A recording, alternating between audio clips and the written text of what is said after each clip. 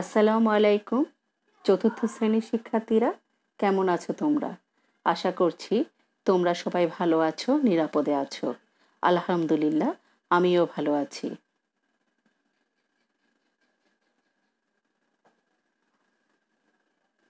তোমাদেরকে বাংলা ক্লাসে স্বাগতম।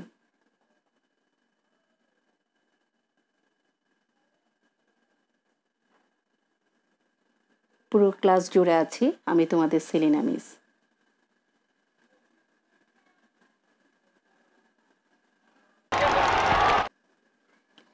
তোমরা নিশ্চয়ই এতক্ষণে বুঝে গেছো আজকে আমরা বঙ্গবন্ধু শেখ মুজিবুর রহমান সম্পর্কে জানব।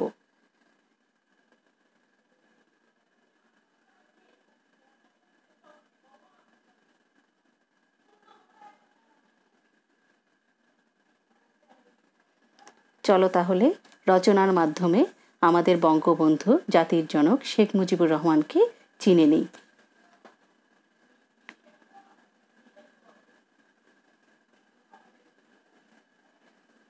রচনার প্রথমেই আমরা যে পয়েন্টটি লিখব তার নাম ভূমিকা।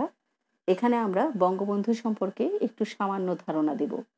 সর্বকালের সর্বশ্রেষ্ঠ বাঙালি বঙ্গবন্ধু শেখ মুজিবুর রহমান, তিনি আমাদের জাতির জনক। তিনি দীর্ঘ সংগ্রাম ও সাধনার মধ্য দিয়ে বাংলাদেশের স্বাধীনতা এনে দিয়েছেন।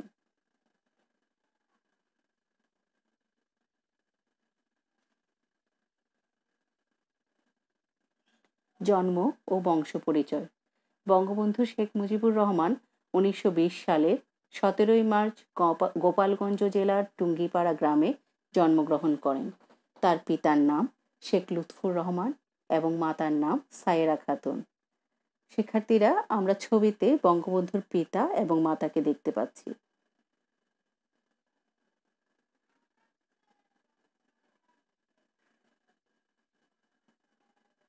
শিক্ষা জীবন। 7 বছর বয়সে শেখ মুজিবুর রহমান ভর্তি হন গিমাডাঙ্গা প্রাথমিক বিদ্যালয়ে। পরে পিতার কর্মস্থল গোপালগঞ্জ মিশনারি স্কুল থেকে 1942 সালে ম্যাট্রিক পাশ করেন। তিনি কলকাতা বিশ্ববিদ্যালয় থেকে বিএ ডিগ্রি লাভ করেন এবং ঢাকা বিশ্ববিদ্যালয়ে আইন বিভাগে অধ্যয়ন করেন। আমরা উপরের ছবিটিতে একটা হোস্টেল দেখতে পাচ্ছি, যেটাতে কলকাতায় অধ্যয়নকালে বঙ্গবন্ধু থেকেছেন। এখানে থেকেই তিনি পড়ালেখা করেছেন। এবং নিচে ঢাকা বিশ্ববিদ্যালয় দেখছি, যেখানে বঙ্গবন্ধু আইন বিভাগে অধ্যয়ন করেছেন।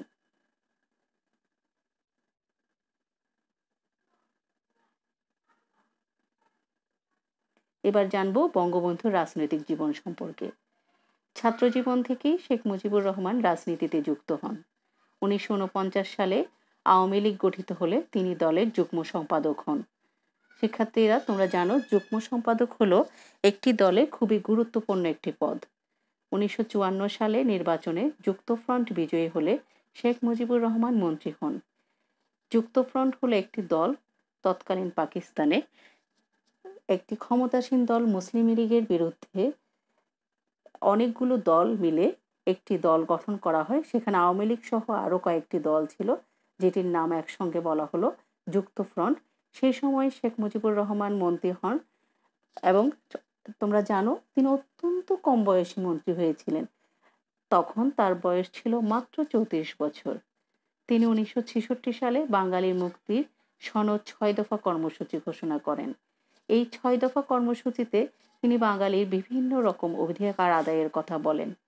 কারণ তখন পাকিস্তান এক হলেও পশ্চিম পাকিস্তানিরা সব সময় পূর্ব পাকিস্তানিদেরকে বঞ্চিত করে রাখত, অর্থাৎ বাঙালিদেরকে ওরা সব সময় বঞ্চিত করে রাখতে চাইতো। সেটা আমাদের বঙ্গবন্ধু কখনোই মেনে নিতে পারতেন না। সে কারণে তিনি 6 দফায় কর্মসূচিতে বাঙালির অধিকার আদায়ের জন্য বিভিন্ন কর্মসূচি ঘোষণা করেন। এ কারণে 6 দফা দিন দিন জনপ্রিয় হতে থাকে। 1968 সালে জেলে থাকা অবস্থায় তার বিরুদ্ধে ঐতিহাসিক আগরতলা মামলা করা হয়। আর এই মামলার মাধ্যমেই বঙ্গবন্ধুকে একেবারে কোণঠাসা করে ফেলা হয়। কিন্তু 1969 সালে প্রবল গণ আন্দোলনের মুখে আইয়ুব খান, তিনি তৎকালীন পাকিস্তানের প্রেসিডেন্ট ছিলেন, শেখ মুজিবুর রহমানকে মুক্তি দিতে বাধ্য হন। মুক্তির পর রেসকোর্স ময়দানে বিশাল জনসেবায় শেখ মুজিবুর রহমানকে বঙ্গবন্ধু উপাধিতে ভূষিত করা হয়।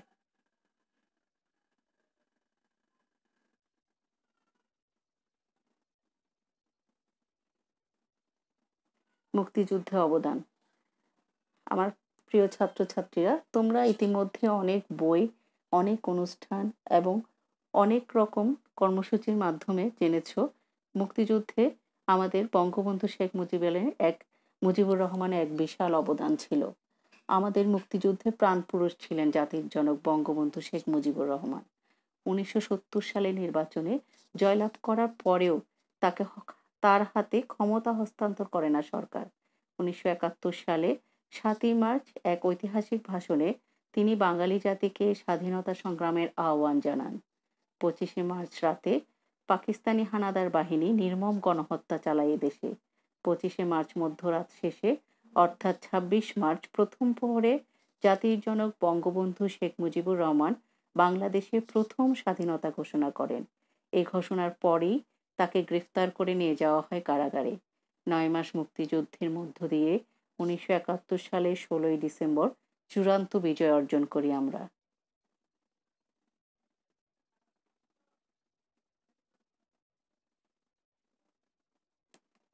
মৃত্যু 1975 সালে 15ই আগস্ট সামরিক বাহিনীর কতিপয় বিপথগামী সদস্যের হাতে সপরিবারে নিহত হন জাতির জনক বঙ্গবন্ধু শেখ মুজিবুর রহমান। বাঙালি জাতির জীবনে এটা এক কলঙ্কজনক অধ্যায়।